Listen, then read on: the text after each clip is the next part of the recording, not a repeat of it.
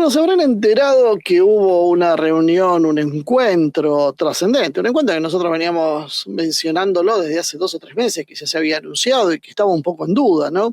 Iba a ir Trump a hablar con Xi a China finalmente, lo iba a recibir Xi. Se produjo ese encuentro, 14 de mayo del 2026 en el Gran Palacio del Pueblo, y se veía un Trump de alguna manera empequeñecido ante la fastuosidad de China. No es nuevo, les cuento que China suele hacer esto. Las construcciones donde se celebran los encuentros suelen ser extremadamente grandes para los parámetros occidentales, enormes. Te hacen sentir poca cosa. Y eso está pensado porque los chinos juegan de local.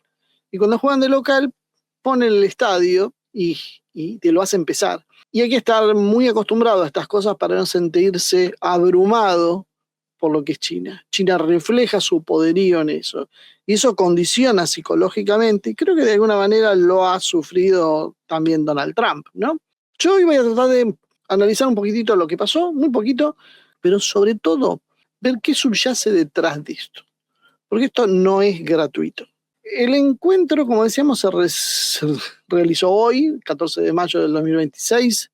Fue presentado por China como una visita de Estado, con una ceremonia formal, una guardia de honor y un saludo de 21 cañonazos. La lectura oficial china habló de construir una relación constructiva y de estabilidad entre China precisamente y los Estados Unidos. Al mismo tiempo, Xi colocó a Taiwán como el punto central e irrenunciable en la relación bilateral. Marcó la cancha en lo que le pareció realmente importante. Según la Cancillería china, Xi advirtió que si la cuestión de Taiwán se manejaba mal, ambos países podrían llegar a choques e incluso conflictos. Pese a todo eso, el tono fue cordial, aunque podíamos calificarlo como no de ingenuo. Trump habló de una relación mejor que nunca y llevó consigo a representantes empresariales estadounidenses, ustedes los mencionaron, prácticamente las empresas insignia de los Estados Unidos, las grandes corporaciones, todos tuvieron su representación allí con sus máximos popes, mientras que Xi dejó claro que China quiere comercio, inversión, canales militares y canales diplomáticos abiertos. Todo esto sin aceptar la presión sobre Taiwán, sobre su sistema político, sobre la política de derechos humanos que tiene China y sobre el derecho al desarrollo de China. Antes de esa visita, la embajada de China en Washington ya había fijado esas líneas rojas, podríamos decir. Taiwán, democracia, derechos humanos, sistema político y derecho de China al desarrollo. China se sienta a negociar sobre esas bases, no sobre las condiciones de Estados Unidos, que está muy lejos de lo que en otro momento pretendió hacer Estados Unidos. Los temas centrales, entonces, como decíamos, fueron Taiwán, comercio y tecnología, por eso esa delegación tan importante empresarial, Irán y el estrecho de Hormuz, y el equilibrio general entre las grandes potencias. Se informó que el encuentro duró aproximadamente 2 horas, más de 2 horas en realidad, que Washington buscaba avances comerciales y que buscaba la ayuda de China para destrabar la crisis con Irán. Muy interesante porque esto empieza a revelar cuál es la verdadera imagen de Estados Unidos. Ya no es ese país que hace su voluntad.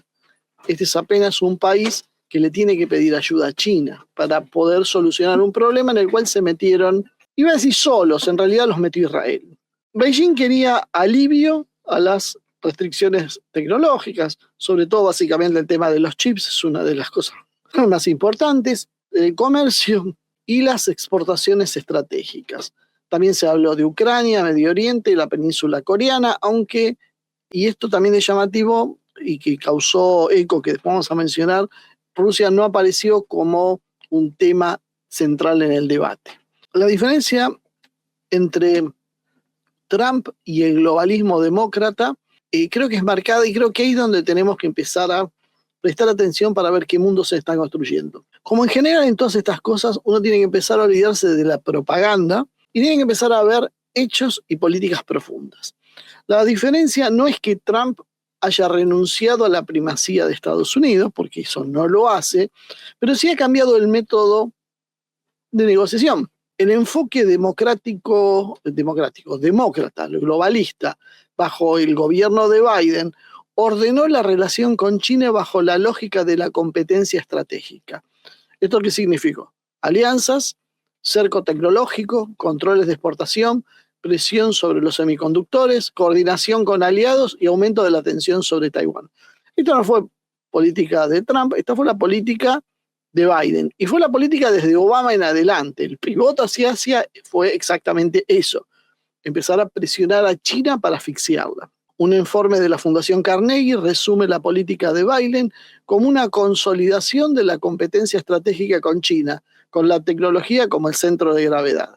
Esto se define en quien consiga la supremacía tecnológica. El Departamento de Comercio de Biden endureció entonces como consecuencia controles sobre equipos de semiconductores, software, memorias avanzadas y entidades chinas vinculadas a la modernización militar de Beijing. Además, Biden alteró de hecho la ambigüedad estratégica sobre Taiwán con declaraciones públicas en las que Estados Unidos defendería militarmente la isla en caso de una invasión china. Es decir, Biden fue el que puso sobre la mesa una posible intervención militar de Estados Unidos para defender a Taiwán. Luego la propia Casa Blanca aclaró que esto no cambiaba la política oficial, pero este es el tipo de gesto que China interpreta como un avance sobre la confrontación estructural entre ambos países. En contraposición a esto, Trump actuó como un negociador imperial, pero no tanto, sino más bien podríamos decir como una especie de cruzado ideológico. O sea, no me estoy expresando bien. Un cruzado ideológico intentaría imponer una visión del mundo de derechos humanos y demás, que eso era lo que hacía Biden y lo suyo. Trump en realidad buscaba una negociación que pueda solucionar los problemas.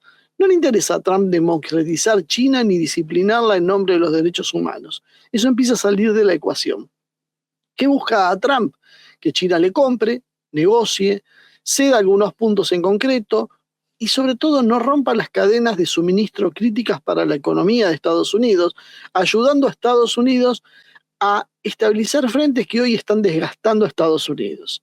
Por eso decía yo, la potencia hegemónica no lo es tal si tiene que recurrir a que China le ayude a solucionar los líos que armó.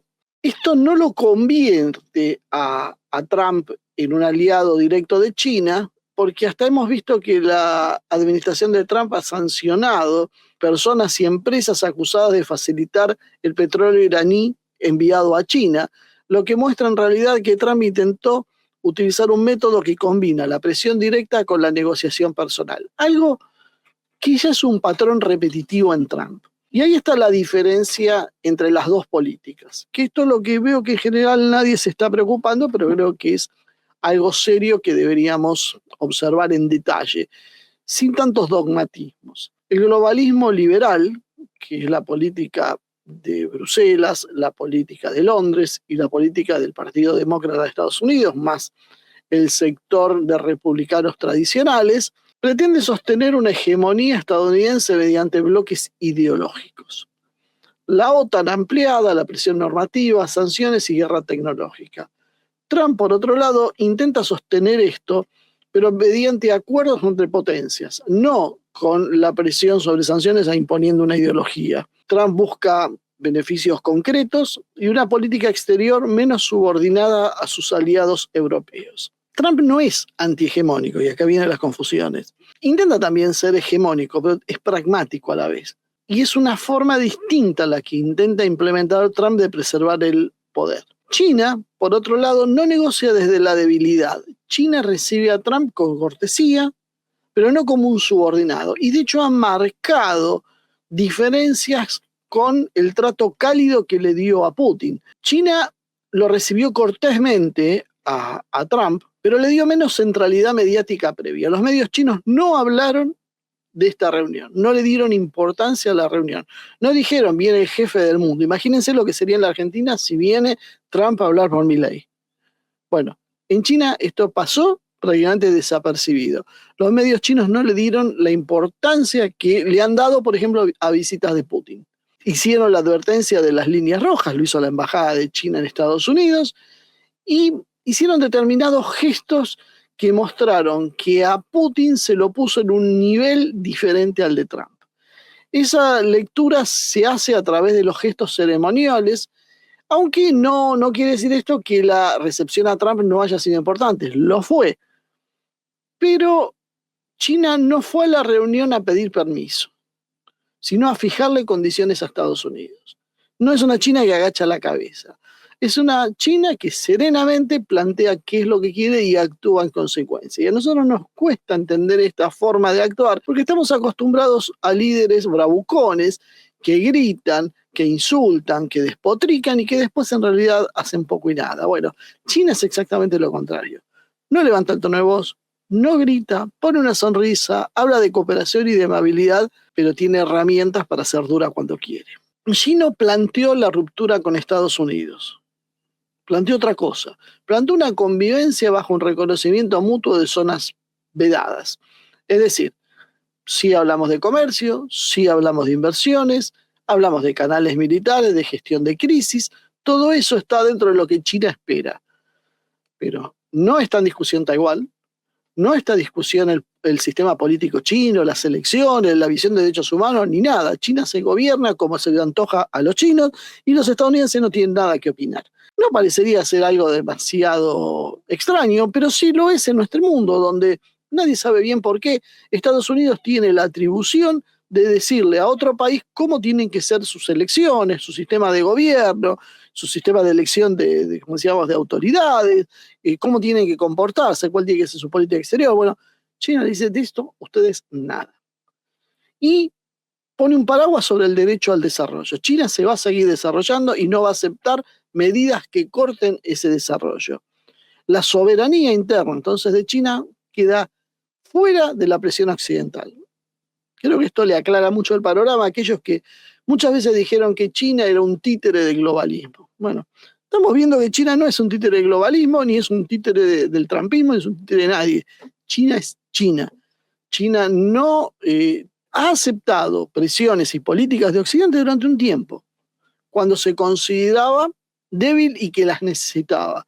A medida que fue sintiéndose fuerte, China comenzó a endurecerse y a mostrar su verdadera naturaleza, que no es ser la sucursal de Londres. Ese balance entre lo que sí y lo que no es lo que China considera la estabilidad estratégica necesaria. Una frase interesante sobre la trampa de Tucídides que dijo Xi y que es central.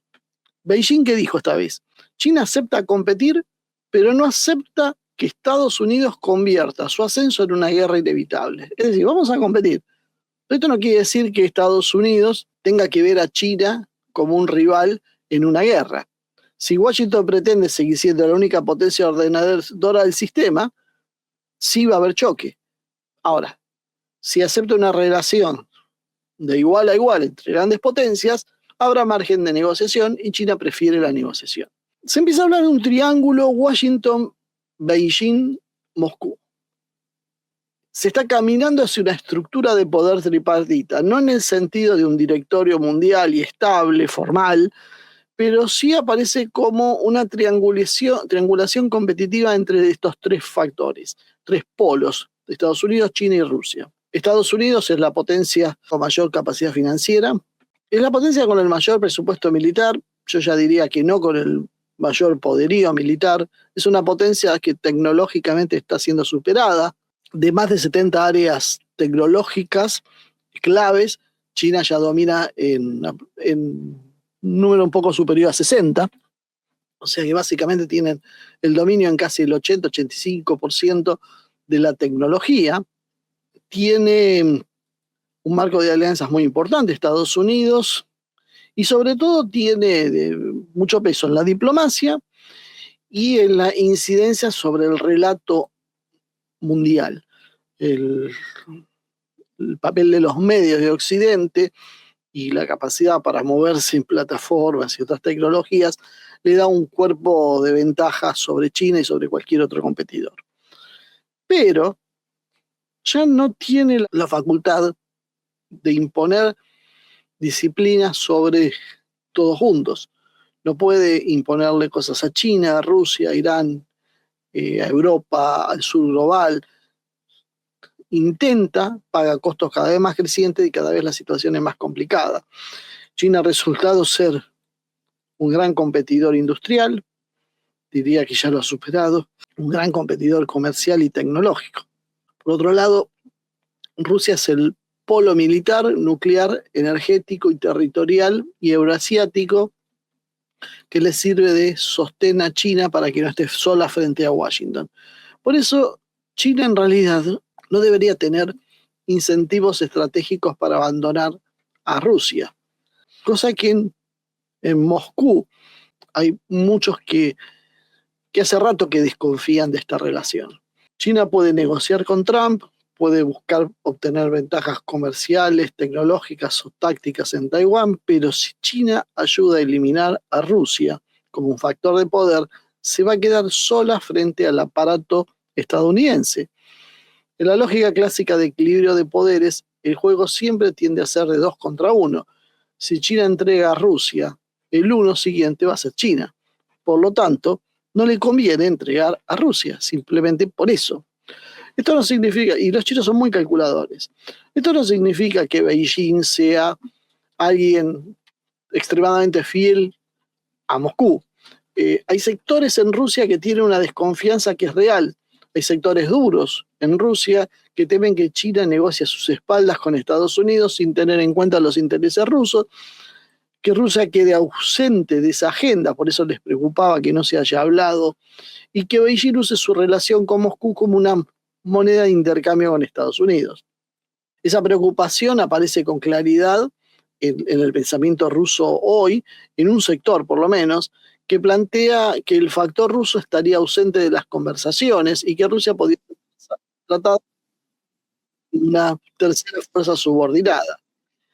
Yo creo que esa visión debería ser matizada, porque la declaración oficial china menciona así que Xi y Trump intercambiaron opiniones sobre la crisis de Ucrania, aunque no la hayan puesto en el centro, pues se trata en realidad de una cuestión bilateral entre China y Estados Unidos. Eso debería entenderse también. Y además, el Kremlin informó que hace 2 días que Putin va a visitar China, pero lo que más le duele a Rusia es China, que era su socio, e India, compra energía en condiciones favorables. Esto significa comprar con descuentos, aprovechando la presión occidental sobre Rusia. Comercia en todos lados cuando puede y no siempre le entrega a Rusia lo que los sectores más duros de Rusia reclaman, como por ejemplo una asistencia completa y una restricción en los insumos que está vendiendo que pueden ser, que llegan a Ucrania y que sirven para la fabricación de, por ejemplo, drones o algunos otros componentes militares. Son muchas cosas de uso dual y China permite que lleguen a Ucrania y esto no le causa ninguna gracia a los rusos. Y hay muchas notas en la prensa rusa sobre la falta de compromiso de China en una etapa decisiva. Es como que China apoya, pero no va a fondo. Pero claro, una cosa es que China negocie duro con Rusia y otra muy distinta es que vaya a entregar a Rusia estratégicamente. Esto sería un error para China porque a China le conviene una Rusia fuerte y no una Rusia colapsada. Una Rusia que fuera derrotada por los Estados Unidos y por Europa sería simplemente la apertura de un camino de presión sobre China en el Asia Central, en el Ártico, en Siberia, en las rutas energéticas y en el flanco norte chino. Una Rusia debilitada en exceso obligaría a China a absorber sola el choque contra Occidente. Es decir, mejor que la guerra, que el enfrentamiento con Occidente se haga con Rusia como colchón. Evidentemente a China sería muy tonto, sería un error de su parte no comprender eso. Rusia no quiere ser la retaguardia energética de China y quiere ser un poder autónomo. Por eso el discurso ruso muchas veces endurece condiciones en Ucrania y rechaza cualquier subordinación al ritmo negociador de Estados Unidos. Moscú básicamente no quiere tampoco quedar encerrada en un arreglo decidido por otros a sus espaldas. Trump llega entonces a China con la necesidad de resultados inmediatos. Evidentemente en los últimos meses ha tenido desacierto tras desacierto, la guerra con Irán, el estrecho de Hormuz, el costo energético resultante, las presiones inflacionarias y las limitaciones internas sobre sus aranceles, que la Corte Suprema ha ido pateando y que los propios demócratas han empezado a levantar a medida que pudieron, desobedeciendo esa política presidencial, ha llevado a una situación muy complicada para Trump y necesita básicamente además la ayuda entonces para que resolver la cuestión de Irán, para poder hacer compras energéticas, bienes estadounidenses y posibles avances comerciales. China, por otro lado, lo que busca es alivio en controles tecnológicos y restricciones. Ahora se decía que China, por ejemplo, abrió la compra de carnes que vienen de Estados Unidos y China hace también esa política. Cierra algo y después cuando negocia vuelve a abrir. Y en definitiva quedó en el mismo punto que antes, pero demostró un gesto de acercamiento aprovechando su enorme potencia comercial. Esta situación también, fíjense que está siendo aprovechada en Estados Unidos por la prensa hostil a Trump, que básicamente prácticamente diría casi toda la prensa, que es en Estados Unidos, pero también en Europa y en nuestra región, que presenta el encuentro como una humillación para Trump. Esa es una lectura, podríamos decir, parcial, porque Trump no fue tampoco a rendirse con Xi, fue a intentar recomponer el tablero político para evitar una guerra simultánea con China, Rusia e Irán, que sería algo muy complicado para los Estados Unidos, pero era lo que el aparato liberal globalista, demócrata, empujó durante años al creer que Estados Unidos podría enfrentar a todos a la vez o al no importarle las consecuencias de que Estados Unidos sea destruido en un enfrentamiento con estos países mientras consiga Estados Unidos destruir a sus enemigos. Trump parece entender que una confrontación total con Rusia y con China al mismo tiempo lo que serviría es para esterilizar el poder estadounidense.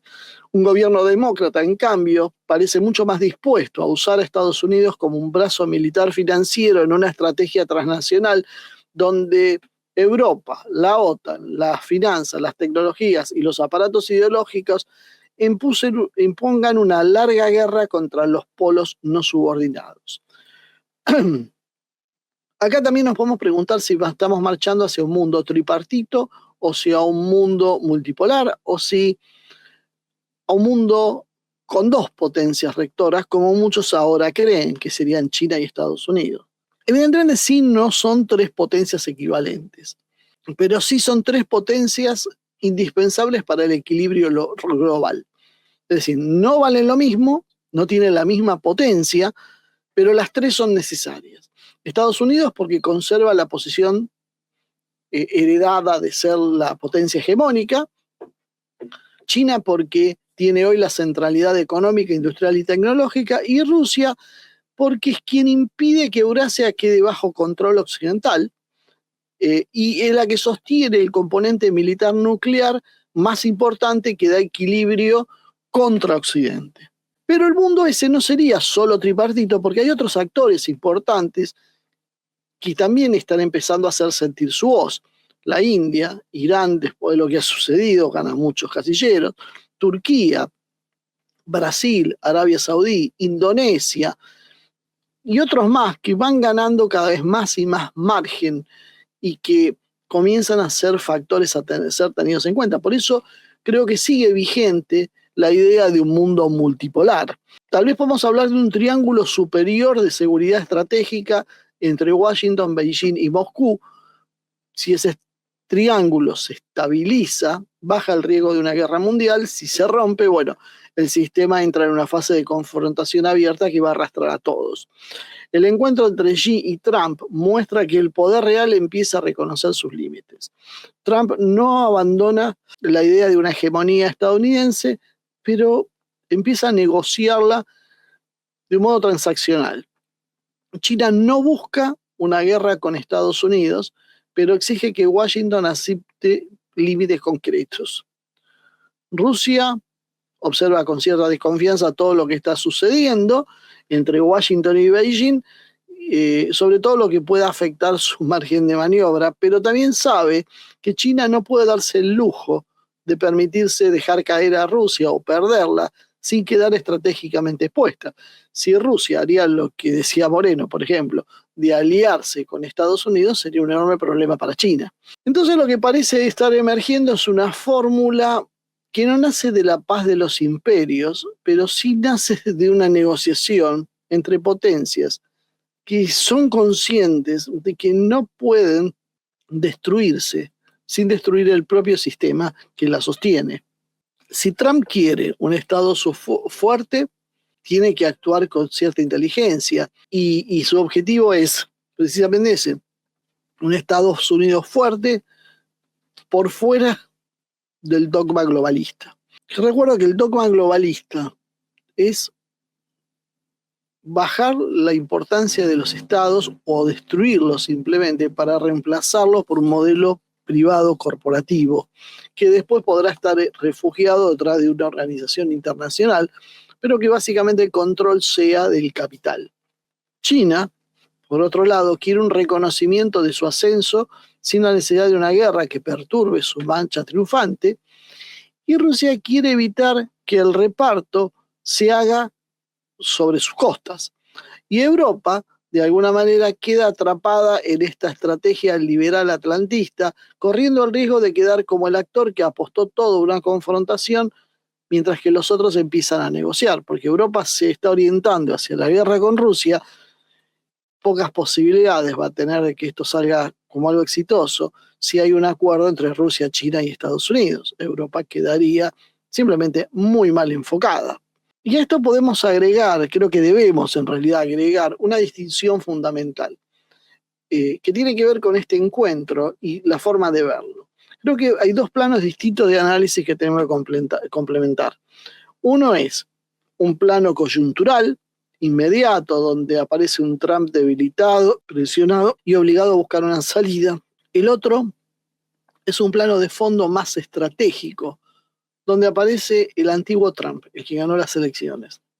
No ese dirigente avanzado y arrastrado por la lógica globalista de confrontación total en la cual lo ha metido el sionismo. Trump aparece otra vez intentando recomponer el poder estadounidense mediante acuerdos con las grandes potencias. Es decir, en el plano coyuntural, el que habitualmente vamos a escuchar en los análisis políticos de la mayoría, por eso están tan cargados de calificativos, fíjense, y esto es una opinión personal, ¿no? Pero a mí no me gusta sobreabundar en calificativos para describir las conductas de los actores, porque parece que uno hace más militancia política que un análisis objetivo. Entonces, cargarlo diciendo que es un loco, que es un asesino, lo que sea, poco aporta al análisis real, más bien lo enturbia. Entonces, si hacemos en ese plano habitual, que es donde hay mucha carga de calificativos, encontramos factores como una crisis de Medio Oriente que le abre un frente que no logra controlar con la rapidez que esperaba, más bien se le está saliendo de control. Su apuesta para sostener a Netanyahu lo terminó arrastrando a una dinámica de desgaste y ya no depende únicamente de Washington. Fue un terrible error lo de Estados Unidos en Irán. Irán ha resultado mucho más resistente de lo que había previsto. El estrecho de Hormuz, que era un lugar, podríamos decir, neutral, se ha transformado en una herramienta de presión política de Irán de nivel global.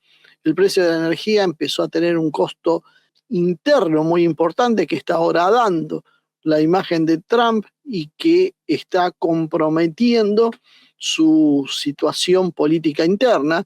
Y eso ha hecho que la llegada a China no pueda verse como un Trump triunfante, sino más bien como un presidente que necesita con urgencia estabilizar frentes ante la continua acumulación de derrotas parciales que amenazan con transformarse en una crisis política que se lleve puesta su propia presidencia. Este punto es importante porque Trump no solo enfrenta problemas externos, también enfrenta esa situación electoral que es muy delicada y cada retroceso en Medio Oriente, cada aumento de costos internos, cada imagen de desorden internacional es usada internamente por sus adversarios para instalar la idea de que el gobierno de Trump ha perdido el control. La prensa estadounidense que se enfrenta con Trump constantemente trabaja sobre esa grieta, presentando cada gesto diplomático como una humillación, cada negociación como una rendición y cada límite impuesto por China como una derrota personal. Por eso ven tanta crítica a las políticas y al acuerdo que está haciendo Trump en China de los medios occidentales. El objetivo no es solo informar sobre la reunión de Xi, sino erosionar la política, la autoridad política que tiene Trump en los Estados Unidos. Quedarse en ese plano también es insuficiente, por eso necesitamos en realidad profundizarlo, porque en esta gira china aparece otro Trump, que es el Trump que ganó las elecciones. Es decir, el dirigente que planteó que Estados Unidos debía dejar de actuar como un instrumento automático del globalismo liberal y volver a negociar sobre sus propios intereses nacionales. Ese Trump no busca un mundo multipolar por convicción filosófica, no es porque sea bueno o malo, porque le parezca que es lo mejor. Ni siquiera busca que Estados Unidos renuncie a ser el más importante, el país primero. Busca básicamente un Estados Unidos fuerte, menos sometido al costo de sostener todas las guerras, todas las alianzas y todas las agendas ideológicas del bloque occidental. Pero su lógica no es moralista, es transaccional. No pregunta si China debe ser corregida ideológicamente, si está bien o mal lo que hace China, sino solo le interesa qué puede obtener Estados Unidos que le favorezca en una negociación directa con China. Ahí aparece entonces una diferencia central con los demócratas globalistas, con el gobierno de Biden y el que hubiese sido de Kamala Harris y el próximo que vendrá. El globalismo liberal empujó una estrategia de tensión simultánea contra todos los frentes, Rusia, China, Irán, etc., suponiendo que Estados Unidos todavía podía disciplinar a todos los polos emergentes al mismo tiempo, o por lo menos destruirlos y autodestruirse, dejando el camino asfaltado para ese cambio de organización mundial. Trump, sin embargo, parece entender que esa simultaneidad es destructiva y que Estados Unidos no tiene capacidad para hacer eso. Puede presionar, sancionar, amenazar, negociar duro, pero entiende que una guerra total contra Rusia, China e Irán simplemente va a esterilizar el poder de Estados Unidos y la hegemonía se conserva administrando los conflictos, no multiplicándolos sin sentido hasta que se transforman en algo ingobernable. Solo nos queda una pregunta abierta, que es ¿por qué Trump puso tanto empeño en sostener a Netanyahu? Que fue, como hemos venido señalando, desde que asumió la presidencia, su contradicción principal. Por un lado, intenta diferenciarse del globalismo demócrata, de las intervenciones en el extranjero y recuperar una lógica nacional estadounidense, pero por otro lado quedó atrapado en un compromiso histórico con Washington, con Israel y con las presiones internas del lobby pro-israelí, del evangelismo político, del complejo militar industrial y de los sectores republicanos que no toleran una retirada visible. Esa tensión lo empuja a una política ambigua. Quiere negociar con China, quizá con Rusia, pero al mismo tiempo queda comprometido con una escalada en Medio Oriente que debilita precisamente su imagen de negociación. El costo de esa contradicción es alto. Si Estados Unidos queda asociado a una guerra fallida en Medio Oriente, pierde parte de su capital político. Él quería ser el dirigente que iba a terminar con las guerras interminables y pondría a Estados Unidos primero en sus intereses. Entonces la pregunta que nos surge no es solamente si va a poder recuperar ese prestigio perdido ante China y Rusia, la pregunta básicamente sería si podrá recuperar la credibilidad de su propia base social, que aquella gente que lo votó con este desgaste que está sufriendo, puede volver a llegar a apoyarlo. Por eso el viaje a China tiene esa doble lectura. En la superficie muestra un Trump presionado, necesitado de resultados y golpeado por una crisis que se le fue de las manos, pero por otro lado, en una mirada mucho más profunda, muestra el mismo modelo de Trump que intentaba reabrir la diplomacia con las grandes potencias y salir del esquema de confrontación ideológica permanente heredado del bloque demócrata globalista. La contradicción entre ambos planos va a definir el resultado político de esta etapa. Si Trump logra desengancharse de la guerra de Medio Oriente con cierta elegancia, estabilizar la situación con China y recomponer los canales con Rusia, podrá presentar esta fase como parte de una corrección estratégica. Si no lo logra, sus enemigos internos instalarán la idea de que su política exterior fue una sucesión de gestos grandilocuentes, retrocesos tácticos y concesiones forzadas. Y en este caso, entonces, el encuentro con Xi ya no será recordado como el inicio de una nueva arquitectura de poder, sino como el momento en que China percibió que Trump necesita negociar más de lo que podía imponer. A partir de ese momento, Trump terminaría con su imagen de ser un presidente fuerte y simplemente sería una especie de Gorbachev que administraría la decadencia de Estados Unidos.